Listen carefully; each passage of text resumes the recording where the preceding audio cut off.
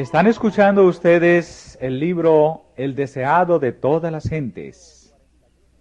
Capítulo 41. La crisis en Galilea.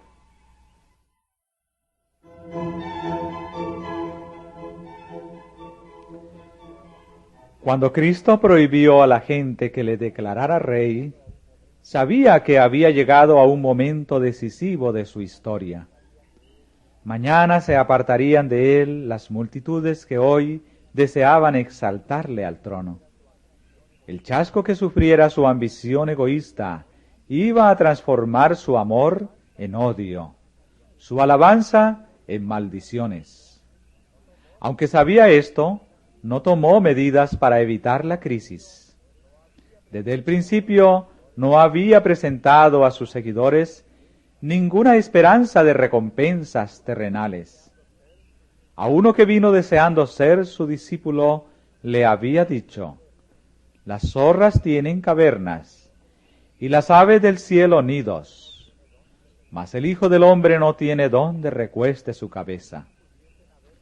Si los hombres pudiesen haber tenido el mundo con Cristo, multitudes le habrían tributado fidelidad, pero no podía aceptar un servicio tal.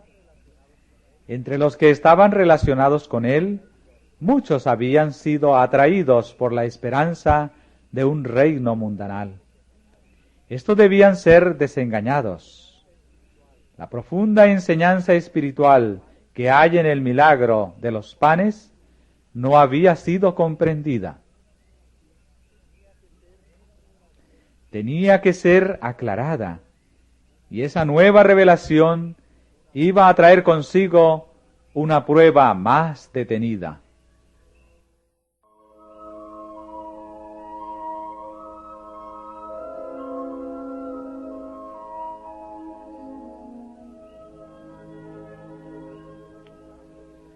La noticia del milagro de los panes se difundió lejos y cerca, y muy temprano, a la mañana siguiente, la gente acudió a Bethsaida para ver a Jesús.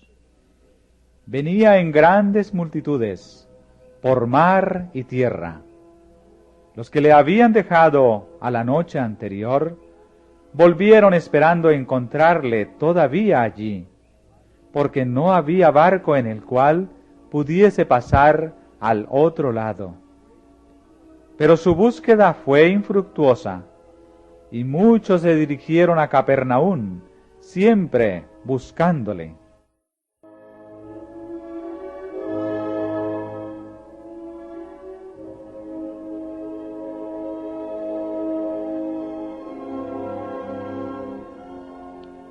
Mientras tanto, él había llegado a Genezaret después de solo un día de ausencia. Apenas se supo que había desembarcado, la gente, recorriendo toda la tierra de alrededor, comenzaron a atraer de todas partes enfermos en lechos, a donde oían que estaba. Después de un tiempo fue a la sinagoga, y allí le encontraron los que habían venido de Bethsaida. Supieron por sus discípulos cómo había cruzado el mar. La furia de la tempestad y las muchas horas de inútil remar contra los vientos adversos, la aparición de Cristo andando sobre el agua, los temores así despertados, sus palabras consoladoras, la aventura de Pedro y su resultado, con el repentino aplacamiento de la tempestad y la llegada del barco, todo esto fue relatado fielmente a la muchedumbre asombrada. No contentos con esto, muchos se reunían alrededor de Jesús, preguntando: Rabí, ¿cuándo llegaste acá? Esperaban oír de sus labios otro relato del milagro.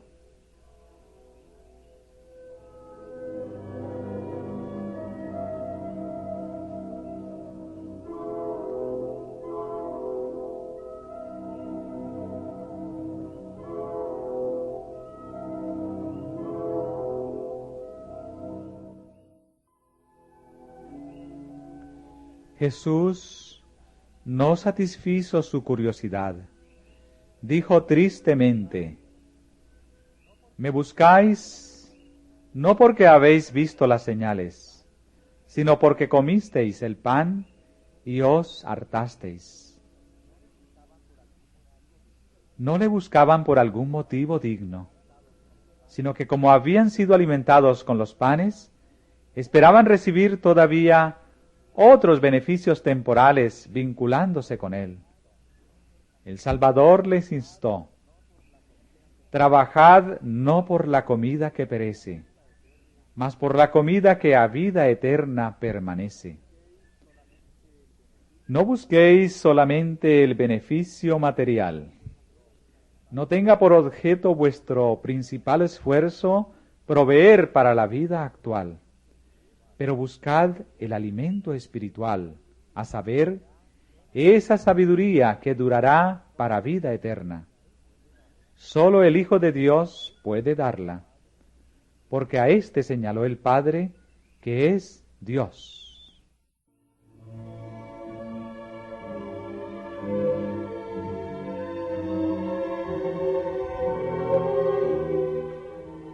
Por el momento se despertó el interés de los oyentes. Exclamaron: ¿qué haremos para que obremos las obras de Dios?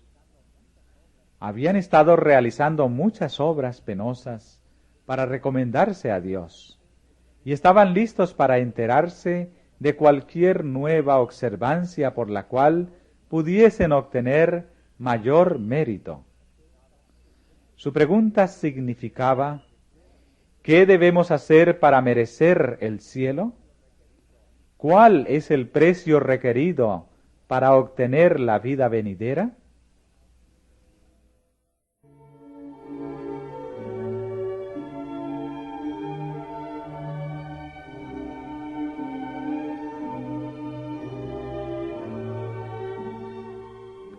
Respondió Jesús y díjoles: esta es la obra de Dios, que creáis en el que Él ha enviado. El precio del cielo es Jesús. El camino al cielo es por la fe en el Cordero de Dios, que quita el pecado del mundo.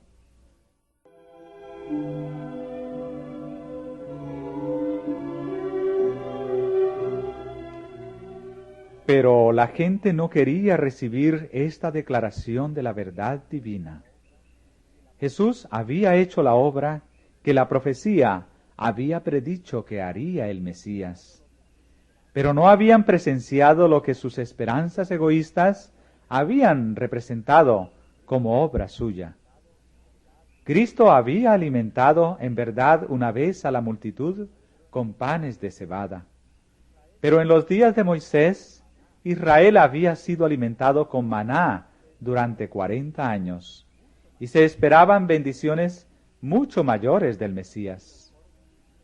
Con corazones desconformes, preguntaban por qué, si Jesús podía hacer obras tan admirables como las que habían presenciado, no podía dar a todos los suyos salud, fuerzas y riquezas, librarlos de sus opresores y exaltarlos al poder y la honra.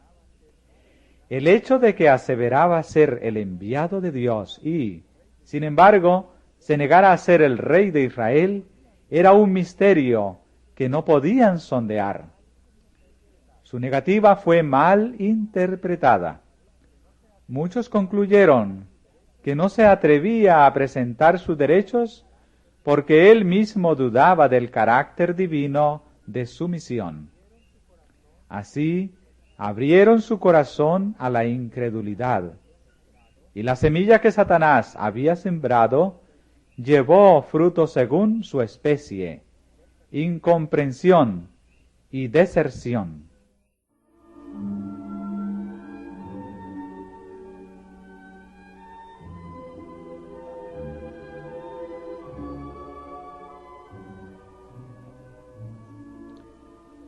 Ahora, medio en tono de burla, un rabino preguntó: ¿qué señal, pues, haces tú para que veamos y te creamos?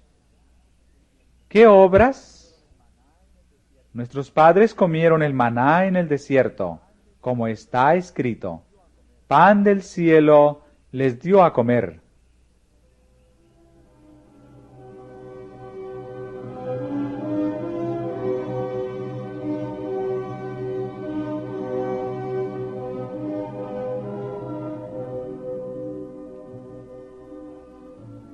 Los judíos honraban a Moisés como dador del maná, tributando alabanza al instrumento, y perdiendo de vista a aquel por quien la obra había sido realizada. Sus padres habían murmurado contra Moisés y habían dudado de su misión divina y la habían negado. Ahora, animados del mismo espíritu, los hijos rechazaban a aquel que les daba el mensaje de Dios. Y Jesús les dijo: de cierto os digo, no os dio Moisés pan del cielo, mas mi Padre os dio el verdadero pan del cielo. El que había dado el maná estaba entre ellos. Era Cristo mismo quien había conducido a los hebreos a través del desierto y los había alimentado diariamente con el pan del cielo.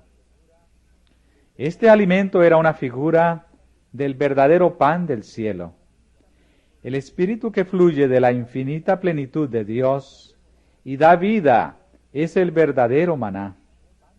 Jesús dijo: el pan de Dios es aquel que descendió del cielo y da vida al mundo.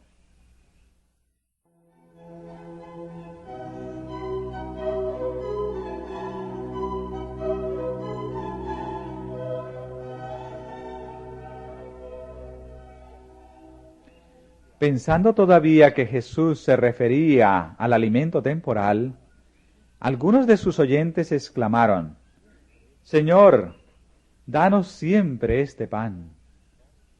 Jesús habló entonces claramente: Yo soy el pan de vida.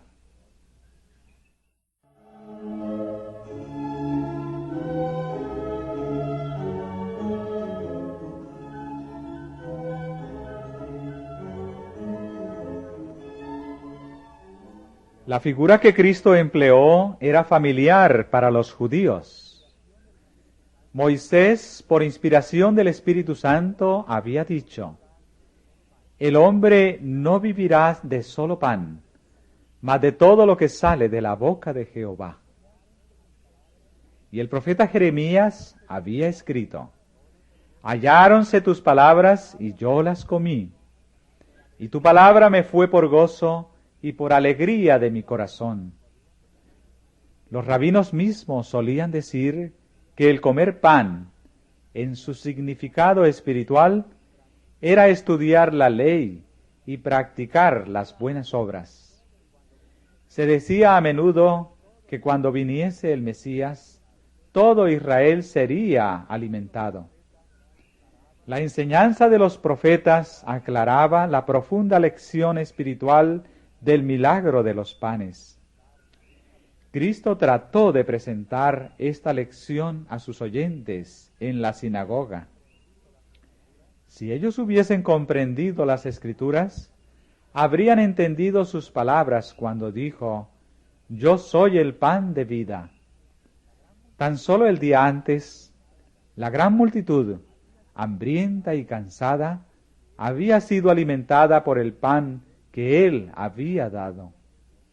Así como de ese pan habían recibido fuerza física y refrigerio, podían recibir de Cristo fuerza espiritual para obtener la vida eterna.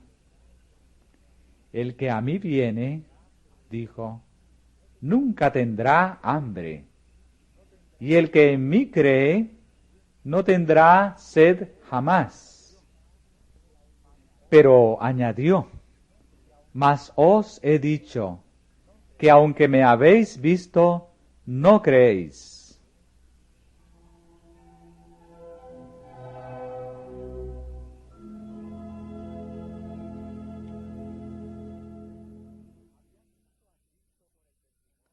Habían visto a Cristo por el testimonio del Espíritu Santo, por la revelación de Dios a sus almas.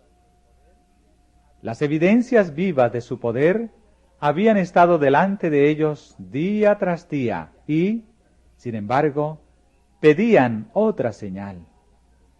Si ésta les hubiese sido dada, habrían permanecido tan incrédulos como antes. Si no quedaban convencidos por lo que habían visto y oído, era inútil mostrarles más obras maravillosas. La incredulidad hallará siempre disculpas para dudar y destruirá por sus raciocinios las pruebas más positivas.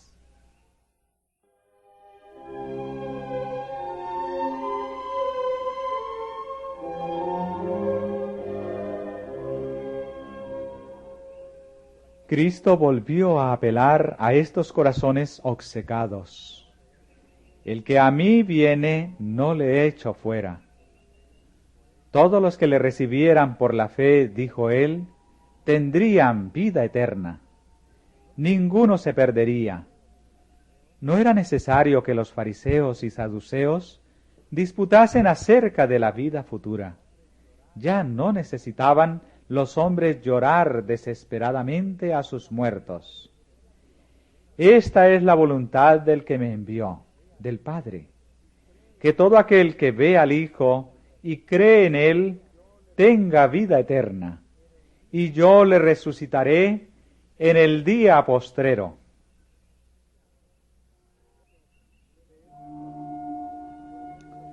Pero los dirigentes del pueblo se ofendieron y decían, ¿no es este Jesús, el hijo de José, cuyo padre y madre nosotros conocemos? ¿Cómo pues dice éste, del cielo he descendido? Refiriéndose con escarnio al origen humilde de Jesús, procuraron despertar prejuicios. Aludieron despectivamente a su vida como trabajador galileo, y a su familia pobre y humilde. Los acertos de este carpintero sin educación, dijeron, eran indignos de su atención, y a causa de su nacimiento misterioso, insinuaron que era de parentesco dudoso. Presentaron así las circunstancias humanas de su nacimiento como una mancha sobre su historia.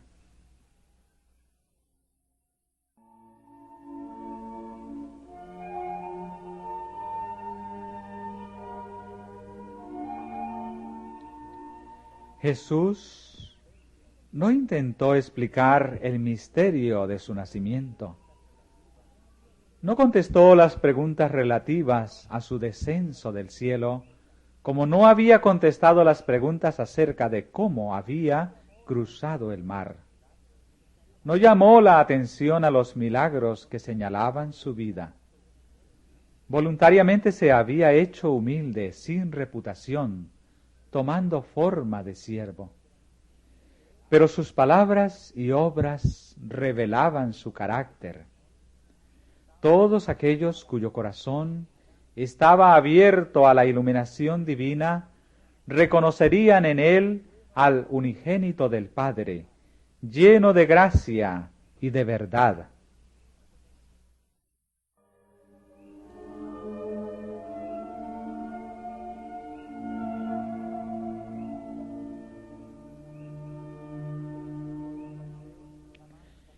El prejuicio de los fariseos era más hondo de lo que sus preguntas indicaban.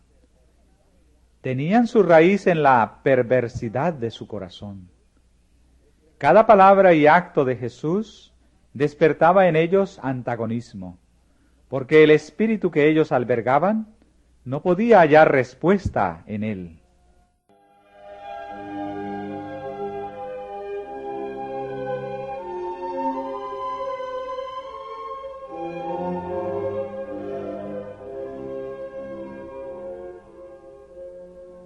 Ninguno puede venir a mí si el Padre que me envió no le trajere, y yo le resucitaré en el día postrero.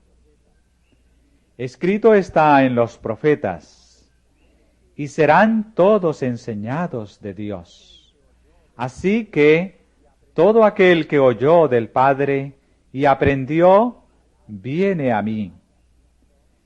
Nadie vendrá jamás a Cristo, salvo aquellos que respondan a la atracción del amor del Padre. Pero Dios está atrayendo todos los corazones a Él, y únicamente aquellos que resisten a su atracción se negarán a venir a Cristo.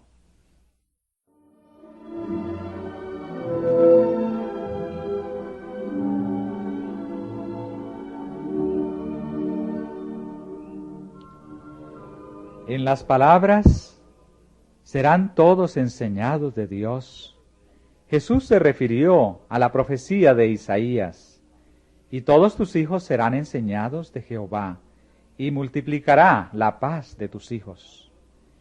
Este pasaje se lo apropiaban los judíos. Se jactaban de que Dios era su maestro, pero Jesús demostró cuán vano era este aserto, porque dijo: todo aquel que oyó del Padre y aprendió, viene a mí. Únicamente por Cristo podían ellos recibir un conocimiento del Padre. La humanidad no podía soportar la visión de su gloria. Los que habían aprendido de Dios habían estado escuchando la voz del Hijo, y en Jesús de Nazaret iban a reconocer a aquel a quien el Padre había declarado por la naturaleza y la revelación.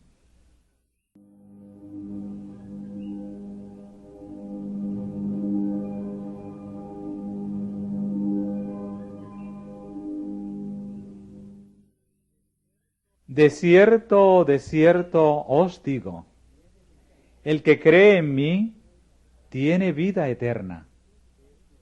Por medio del amado Juan, que escuchó estas palabras, el Espíritu Santo declaró a las iglesias: y este es el testimonio, que Dios nos ha dado vida eterna, y esta vida está en su Hijo. El que tiene al Hijo tiene la vida.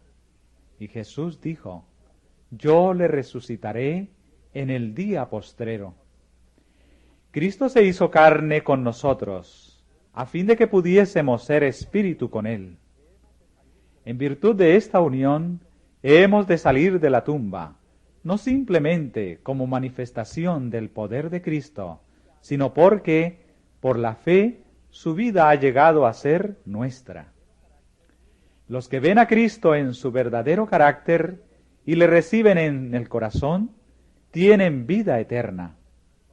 Por el Espíritu es como Cristo mora en nosotros, y el Espíritu de Dios, recibido en el corazón por la fe, es el principio de la vida eterna.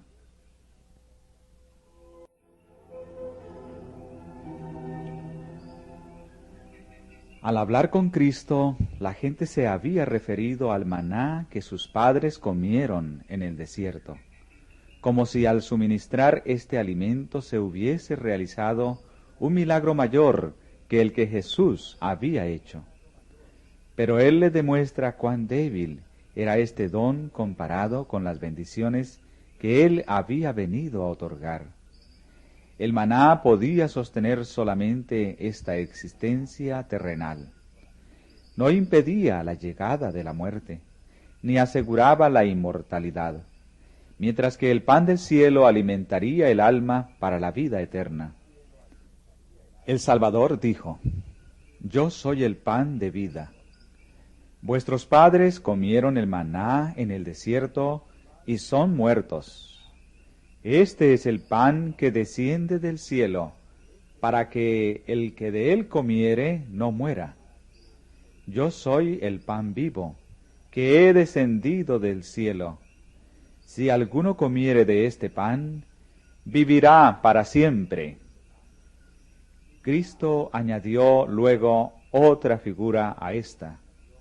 Únicamente muriendo podía impartir vida a los hombres, y en las palabras que siguen señala su muerte como el medio de salvación. Dice: el pan que yo daré es mi carne, la cual yo daré por la vida del mundo.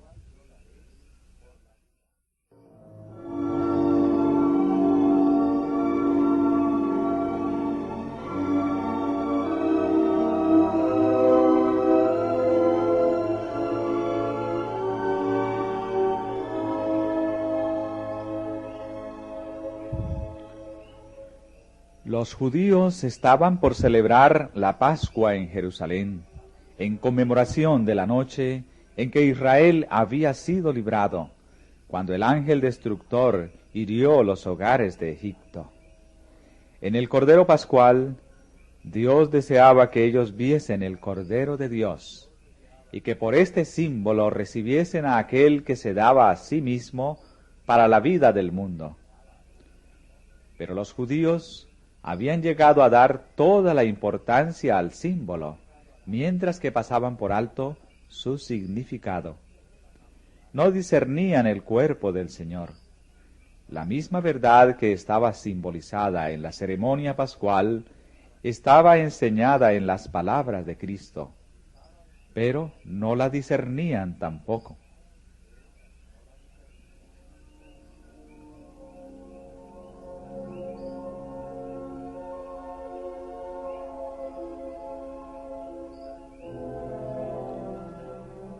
Entonces los rabinos exclamaron airadamente: ¿cómo puede éste darnos su carne a comer? Afectaron comprender sus palabras en el mismo sentido literal que Nicodemo cuando preguntó: ¿cómo puede el hombre nacer siendo viejo? Hasta cierto punto comprendían lo que Jesús quería decir, pero no querían reconocerlo. Torciendo sus palabras, esperaban crear prejuicios contra él en la gente.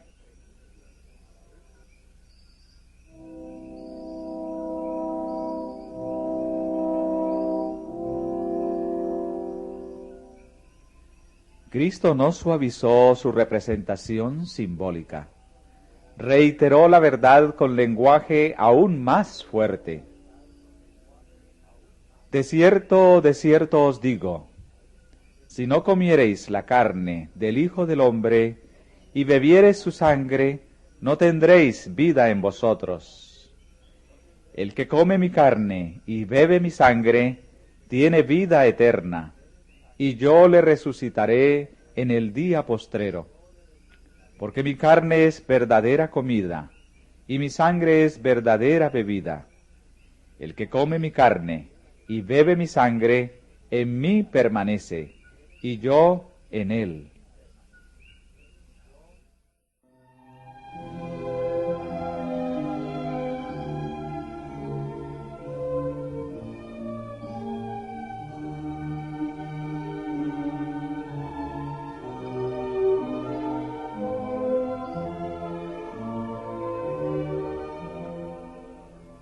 Comer la carne y beber la sangre de Cristo es recibirle como Salvador personal, creyendo que perdona nuestros pecados y que somos completos en Él.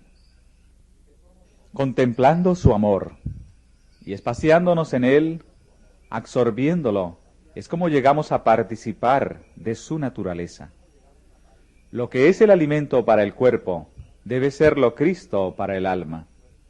El alimento no puede beneficiarnos a menos que lo comamos, a menos que llegue a ser parte de nuestro ser. Así también Cristo no tiene valor para nosotros si no le conocemos como Salvador personal. Un conocimiento teórico no nos beneficiará. Debemos alimentarnos de Él, recibirle en el corazón, de tal manera que su vida llegue a ser nuestra vida. Debemos asimilarnos su amor y su gracia.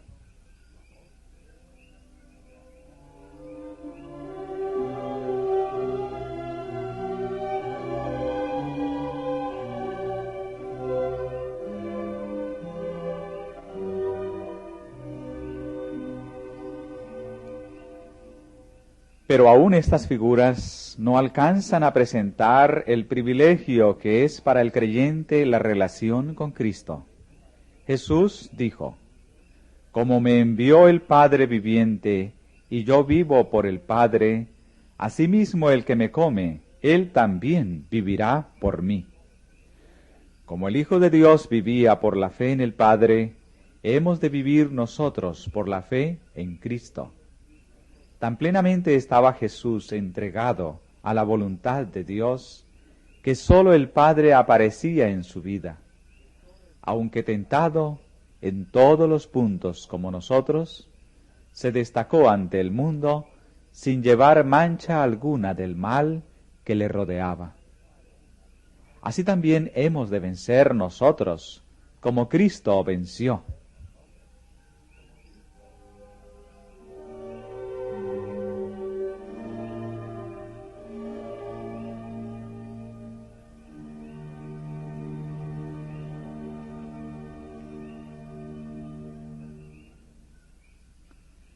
¿Somos seguidores de Cristo? Entonces todo lo que está escrito acerca de la vida espiritual está escrito para nosotros y podemos alcanzarlo uniéndonos a Jesús. ¿Languidece nuestro celo? ¿Se ha enfriado nuestro primer amor? Aceptemos otra vez el amor que nos ofrece Cristo.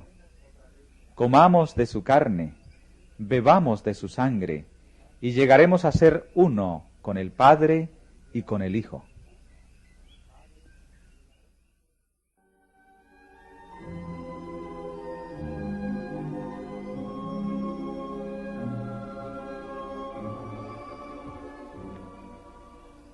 Los judíos incrédulos se negaron a ver otra cosa sino el sentido más literal de las palabras del Salvador.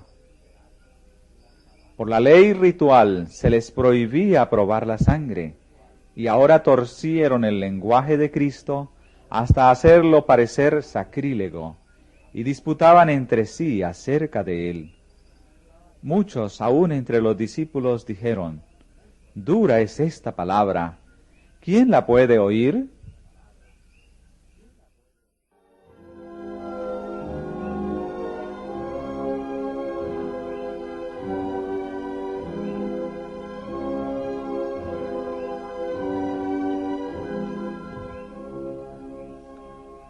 El Salvador les contestó: ¿esto os escandaliza?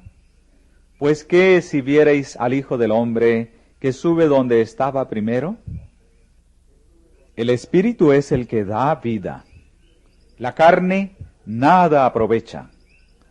Las palabras que yo os he hablado son espíritu y son vida.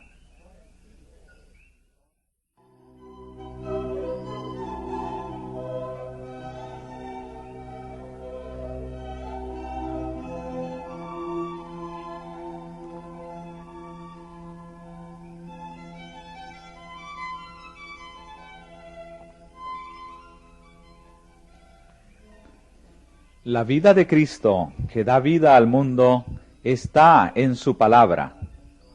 Fue por su palabra como Jesús sanó la enfermedad y echó los demonios. Por su palabra calmó el mar y resucitó los muertos. Y la gente dio testimonio de que su palabra era con autoridad. Él hablaba la palabra de Dios, como había hablado por medio de todos los profetas y los maestros del Antiguo Testamento. Toda la Biblia es una manifestación de Cristo, y el Salvador deseaba fijar la fe de sus seguidores en la palabra. Cuando su presencia visible se hubiese retirado, la palabra sería fuente de poder para ellos. Como su Maestro, habían de vivir con toda palabra que sale de la boca de Dios.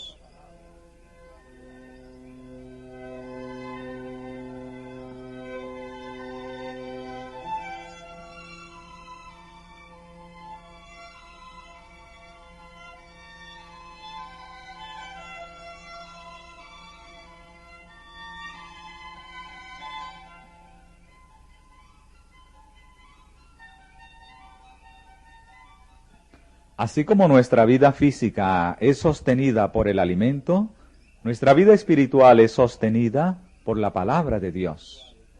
Y cada alma ha de recibir vida de la palabra de Dios para sí.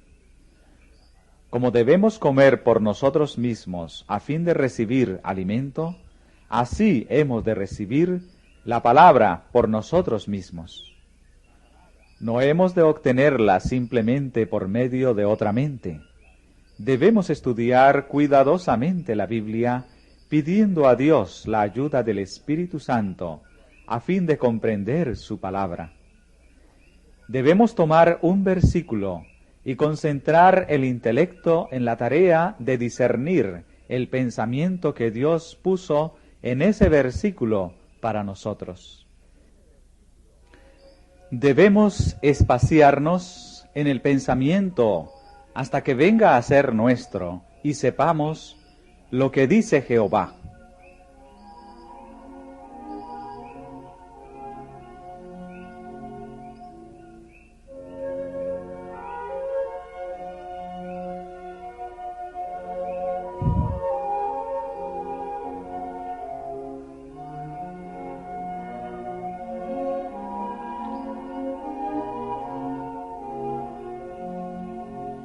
En sus promesas y amonestaciones, Jesús se dirige a mí. Dios amó de tal manera al mundo que dio a su Hijo unigénito, para que, creyendo en Él, yo no perezca, sino tenga vida eterna. Lo experimentado según se relata en la palabra de Dios, ha de ser lo que yo experimente. La oración y la promesa, el precepto y la amonestación son para mí. Con Cristo estoy juntamente crucificado, y vivo, no ya yo, mas vive Cristo en mí. Y lo que ahora vivo en la carne, lo vivo en la fe del Hijo de Dios, el cual me amó y se entregó a sí mismo por mí. A medida que la fe recibe y se asimila así los principios de la verdad, vienen a ser parte del ser y la fuerza motriz de la vida. La palabra de Dios, recibida en el alma, amolda los pensamientos y entra en el desarrollo del carácter.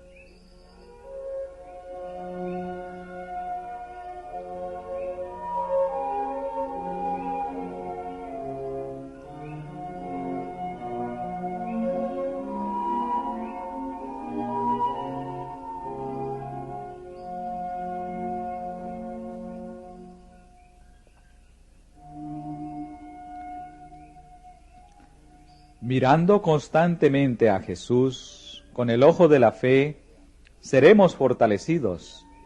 Dios hará las revelaciones más preciosas a sus hijos hambrientos y sedientos. Hallarán que Cristo es un Salvador personal. A medida que se alimenten de su palabra, hallarán que es espíritu y vida. La palabra destruye la naturaleza terrenal y natural, e imparte nueva vida en Cristo Jesús. El Espíritu Santo viene al alma como consolador. Por el factor transformador de su gracia, la imagen de Dios se reproduce en el discípulo. Viene a ser una nueva criatura.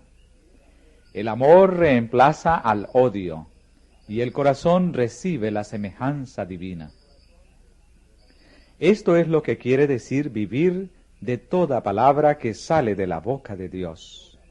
Esto es comer el pan que descendió del cielo.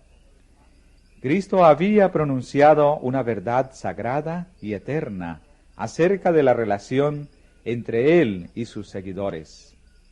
Él conocía el carácter de los que aseveraban ser discípulos suyos, y sus palabras probaron su fe. Declaró que habían de creer y obrar según su enseñanza. Todos los que le recibían debían participar de su naturaleza y ser conformados según su carácter. Esto entrañaba renunciar a sus ambiciones más caras. requería la completa entrega de sí mismos a Jesús. Eran llamados a ser abnegados, mansos y humildes de corazón. Debían andar en la senda estrecha recorrida por el hombre del Calvario, si querían participar en el don de la vida y la gloria del cielo.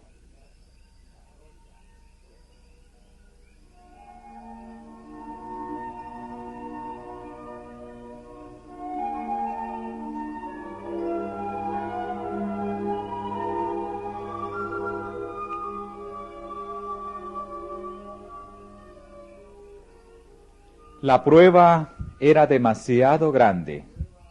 El entusiasmo de aquellos que habían procurado tomarle por fuerza y hacerle rey se enfrió. Este discurso pronunciado en la sinagoga, declararon, les había abierto los ojos. Ahora estaban desengañados. Para ellos, las palabras de él eran una confesión directa de que no era el Mesías, y de que no se habían de obtener recompensas terrenales por estar en relación con él. Habían dado la bienvenida a su poder de obrar milagros. Estaban ávidos de verse libres de la enfermedad y el sufrimiento, pero no podían simpatizar con su vida de sacrificio propio. No les interesaba el misterioso reino espiritual del cual les hablaba. Los que no eran sinceros, los egoístas que le habían buscado, no le deseaban más. Si no quería consagrar su poder e influencia a obtener su libertad de los romanos, no querían tener nada que ver con él.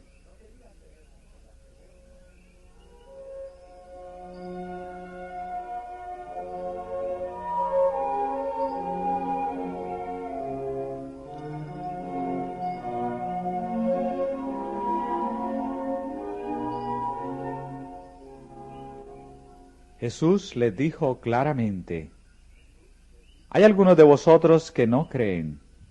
Y añadió, «Por eso os he dicho que ninguno puede venir a mí si no le fuere dado del Padre». Él deseaba que comprendiesen que si no eran atraídos a él, era porque sus corazones no estaban abiertos al Espíritu Santo. El hombre animal no percibe las cosas que son del Espíritu de Dios, porque le son locura, y no las puede entender, porque se han de examinar espiritualmente. Por la fe es como el alma contempla la gloria de Jesús. Esta gloria está ocultada hasta que, por el Espíritu Santo, la fe se enciende en el alma.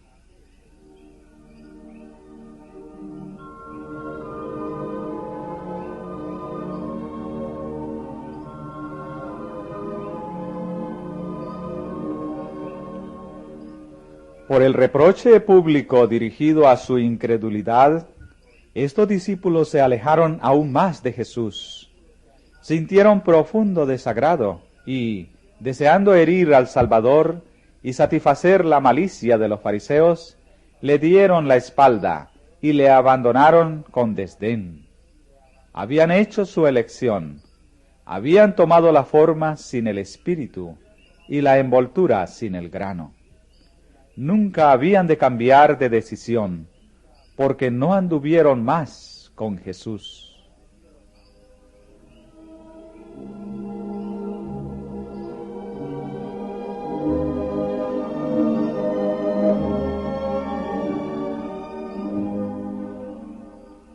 Su aventador en su mano está, y aventará su era, y allegará su trigo en el alfolí.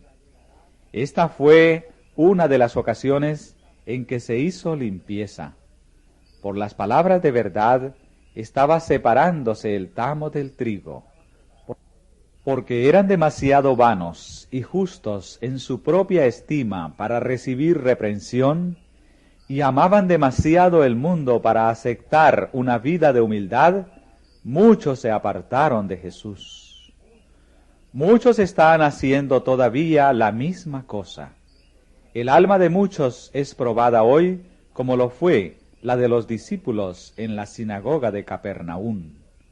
Cuando la verdad penetra en el corazón, ven que su vida no está de acuerdo con la voluntad de Dios. Ven la necesidad de un cambio completo en sí, pero no están dispuestos a realizar esta obra de negarse a sí mismos. Por lo tanto, se airan cuando sus pecados son descubiertos. Se van ofendidos, así como los discípulos abandonaron a Jesús, murmurando: «Dura es esta palabra, ¿quién la puede oír?».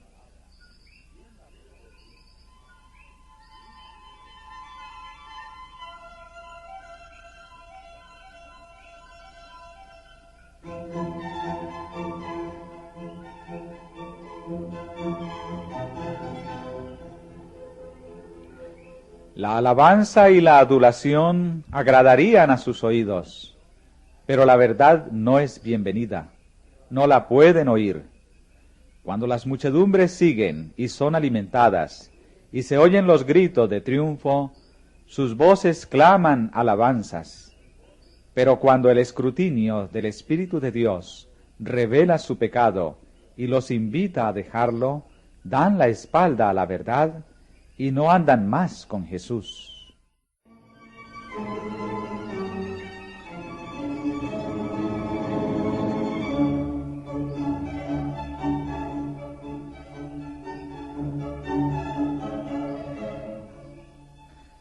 Cuando aquellos discípulos desafectos se apartaron de Cristo, un espíritu diferente se apoderó de ellos.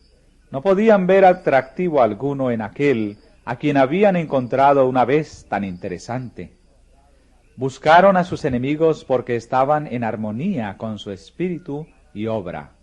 Interpretaron mal las palabras de Jesús, falsificaron sus declaraciones e impugnaron sus motivos. Mantuvieron su actitud, recogiendo todo detalle que se pudiera volver contra él, y fue tal la indignación suscitada por esos falsos informes que su vida peligró.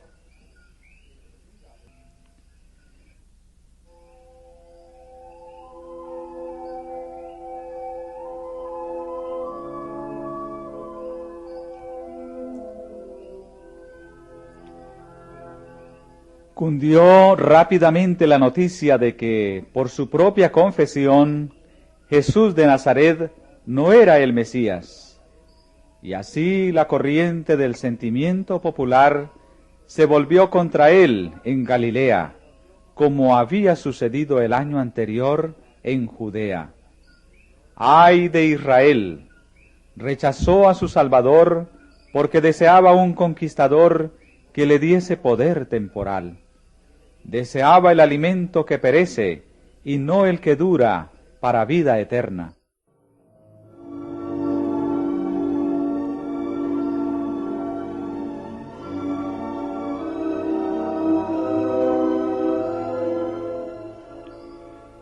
Con corazón anhelante, Jesús vio a aquellos que habían sido sus discípulos apartarse de él, la vida y la luz de los hombres. Al sentir que su compasión no era apreciada, su amor no era correspondido, su misericordia era despreciada, su salvación rechazada, se llenó su corazón de una tristeza inefable. Eran sucesos como estos los que le hacían varón de dolores, experimentado en quebranto.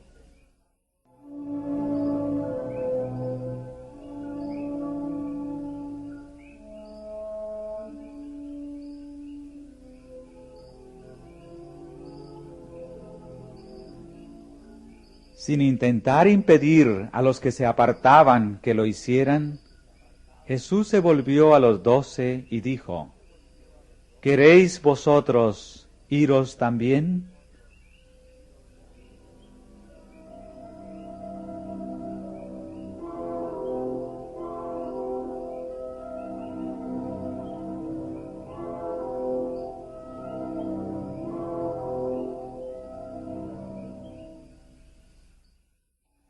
Pedro respondió preguntando: Señor, ¿A quién iremos? Tú tienes palabras de vida eterna.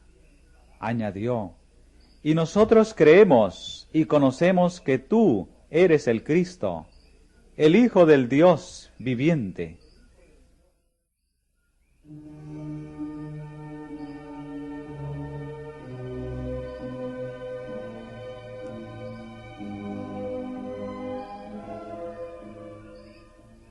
¿A quién iremos?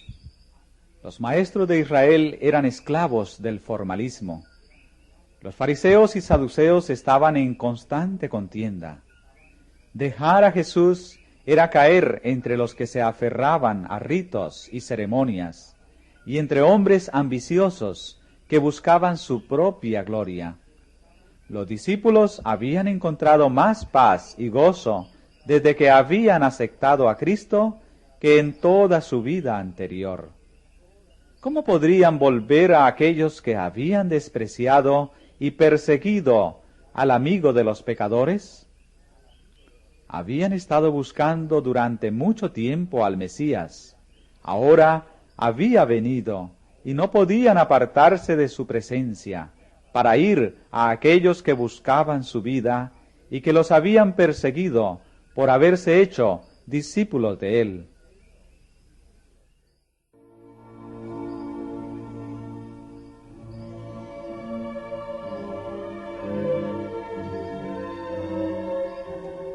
¿A quién iremos? No podían apartarse de las enseñanzas de Cristo, de sus lecciones de amor y misericordia, a las tinieblas de la incredulidad, a la perversidad del mundo. Mientras abandonaban al Salvador, muchos de los que habían presenciado sus obras admirables, Pedro expresó la fe de los discípulos. Tú eres el Cristo. Aún el pensar que pudiesen perder esta ancla de sus almas los llenaba de temor y dolor. Verse privado de un Salvador era quedar a la deriva en un mar sombrío y tormentoso.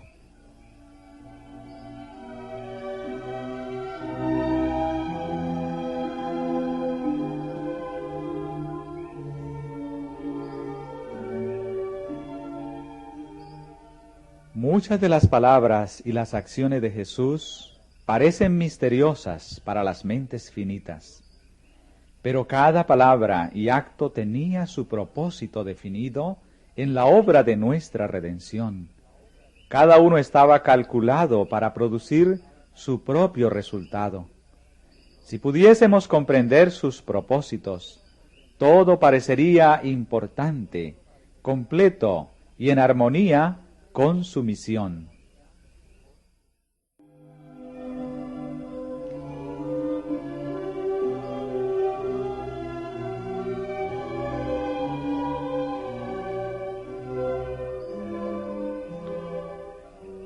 Aunque no podemos comprender ahora las obras y los caminos de Dios, podemos discernir su gran amor, que está a la base de todo su trato con los hombres. El que vive cerca de Jesús comprenderá mucho del misterio de la piedad. Reconocerá la misericordia que administra reprensión, que prueba el carácter y saca a luz el propósito del corazón.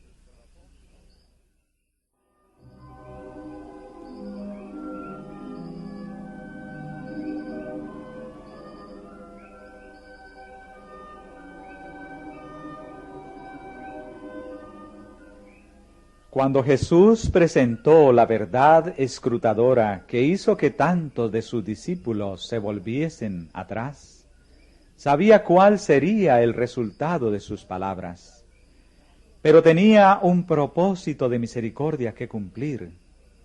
Preveía que en la hora de la tentación, cada uno de sus amados discípulos sería severamente probado. Su agonía de Getsemaní, su entrega y crucifixión serían para ellos una prueba muy penosa. Si no hubiese venido una prueba anterior, habrían estado relacionados con ellos muchos impulsados solamente por motivos egoístas. Cuando su Señor fuese condenado en el tribunal, cuando la multitud que le había saludado como rey le silbase y le vilipendiase, cuando la muchedumbre escarnecedora clamase, «Crucifícale», cuando sus ambiciones mundanales fuesen frustradas, estos egoístas, renunciando a su fidelidad a Jesús, habrían abrumado el corazón de los discípulos con una amarga tristeza adicional al pesar y chasco que sentían al ver naufragar sus esperanzas más caras. En esa hora de tinieblas, el ejemplo de los que se apartasen de él podría haber arrastrado a otros con ellos. Pero Jesús provocó esta crisis mientras podía, por su presencia personal, fortalecer todavía la fe de sus verdaderos seguidores.